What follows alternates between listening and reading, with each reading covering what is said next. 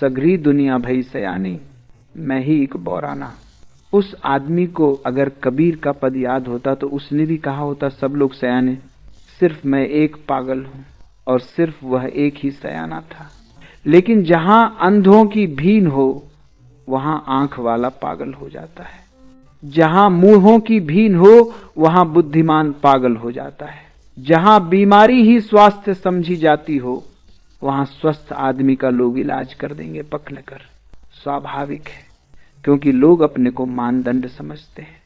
और फिर जब बहुमत उनके साथ हो, बहुमत ही नहीं सर्वमत उनके साथ हो, उस एक आदमी को छोड़कर सभी उनके साथ थे, तो संदेह भी कैसे पैदा हो। लोग हंसे, मजाक की, उसे पागल समझा, उसका तिरस्कार किया, उसकी उपेक्षा की। धीरे धीरे लोगों ने उससे बातचीत बंद कर दी, क्योंकि वह बेचैनी पैदा करता था। बेचैनी पैदा करता था क्योंकि कभी कभी संदेह उनके मन में भी उठाता था कि हो ना हो कहीं यह आदमी सच न हो, क्योंकि अगर यह आदमी सच है तो उनकी पूरी जिंदगी बेकार गई। बड़ा दांव है, यह आदमी गलत होना ही चाहिए, नहीं तो उनकी पूरी जिंदगी गलत होती। और कोई भी आदमी नहीं चाहता कि उसकी पूरी जिंदगी गलत सिद्ध हो, क्योंकि इसका अर्थ हुआ तुमने यूं ही गंवाया, तुमने अवसर खो दिया। तुम मूढ़ हो, अज्ञानी हो, मूर्छित हो। अहंकार ये मानने को तैयार नहीं होता। अहंकार कहता है मुझसे ज्ञानी और कौन, मुझसे समझदार और कौन। ऐसे अहंकार रक्षा करता अज्ञान की। अहंकार रक्षक है अज्ञान के ऊपर, उसके रहते अज्ञान का किला पराजित न होगा, तोड़ा न जा सकेगा। धीरे धीरे उन्होंने उसकी उपेक्षा कर दी, क्योंकि उससे बात करना भी बेचैनी थी, क्योंकि वह हमेशा रंगों की बात करता। रंग उनमें से किसी ने भी देखे न थे। वह हमेशा पीछे चलने वाले संगीत की बात करता। संगीत उनमें से किसी ने सुना न था। उनकी सब इंद्रियां पंगु हो गई थी। और धीरे धीरे वह आदमी कहने लगा कि ये जंजीरें हैं जिनको तुम आभूषण समझे हुए हो, आखिर कैदी को भी सांत्वना तो चाहिए, तो वह जंजीरों को आभूषण समझ लेता है। आखिर कैदी को भी जीना तो है, तो कारागृह को घर समझ लेता है। न केवल समझ लेता है बल्कि भीतर से सजा भी लेता है, ताकि पूरा भरोसा आ जाए अपना घर है। जंजीरों पर कैदियों ने फूल पत्तियां बना ली थी। जंजीरों को घिस घिस कर वे साफ किया करते थे, क्योंकि जिसकी जंजीर जितनी चमकदार होती वह उतना संपत्तिशाली समझा जाता था। जिसकी जंजीर जितनी मजबूत होती वह उतना धनी समझा जाता था।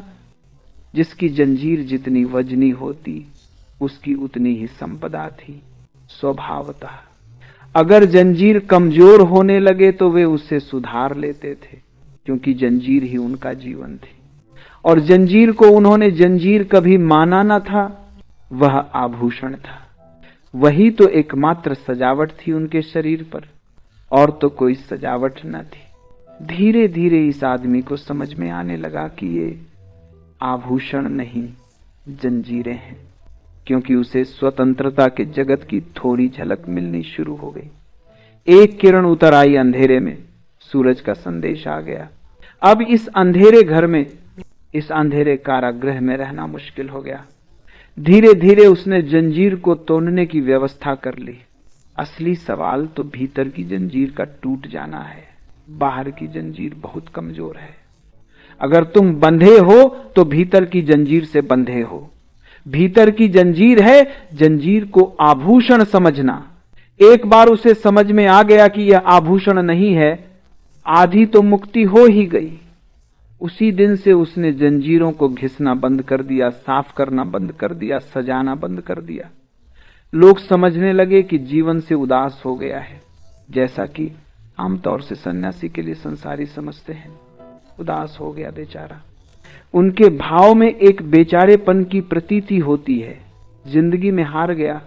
शायद पाया कि अंगूर खट्टे हैं। छलांग पूरी न हो सकी, कमजोर था। हम पहले से ही जानते थे कि कमजोर है, और आज नहीं कल थक जाएगा और संघर्ष से अलग हो जाएगा। कायर है, जंजीरें जो कि आभूषण है, इसको सजाना बंद कर दिया, ऐसा ही बेसजाया रह रहा है। आसपास की दीवार को साफ सुथरा करना भी बंद कर दिया। अब पागलपन बिल्कुल पूरा हो गया है। लेकिन उस आदमी ने धीरे धीरे जंजीरें तोड़ने के उपाय खोज लिए। भीतर की जंजीर टूट जाए तो बाहर का कारागृह टूटा ही हुआ है। आधा तो गिर ही गया, बुनियाद तो हिल ही गई, और पीछे के जगत का, छिपे हुए जगत का संदेश आ जाए, तब एक अनंत पुकार उसे पुकारने लगी। एक प्यास उसके रोए रोए में समा गई। असली जगत में प्रवेश करना है। उसने जंजीरें तो ली। जब प्यास प्रगाढ़ हो तो कमजोर से कमजोर आदमी शक्तिशाली हो जाता है। जब प्यास प्रगाढ़ न हो तो कमजोर से कमजोर जंजीरें भी बड़ी मजबूत मालूम पड़ती हैं। प्यास बत्ती चली गई। पीछे का जगत ज्यादा साफ होने लगा। आंख जितनी साफ होने लगी उतना ही सत्य का जगत साफ होने लगा। एक दिन उसने जंजीरें तोड़ दी और वह उस कारागृह से निकल भागा। उसके आह्लाद का अंत नहीं था। वह नाच रहा था। सूरज, पक्षी, वृक्षों में खिले फूल, बस वास्तविक लोग, छायाएं नहीं, संगीत, रंग, सुगंध। वह आह्लादित था, वह नाच रहा था। लेकिन कारागृह में अफवाहें उग गईं कि हम जानते थे कि आज नहीं कल वह जीवन के संघर्ष से भाग जाएगा। एस्केपिस्ट, पलायनवादी, भगोया, संसारी हमेशा सन्यासी को यही कहता रहा है। उसने साधारण सन्यासी को कहा हो, ऐसा नहीं है। महावीर और बुद्ध को भी भगोना ही कहा है। भाग गए, यह अपने को बचाने की तरकीब है। यह अपने को सांत्वना देने की तरकीब है कि हम कायर नहीं और तुम कायर हो, इसलिए तुम वहां हो जहां तुम हो। यह अपने को समझाने की तरकीब है। हम कोई पलायनवादी नहीं हैं।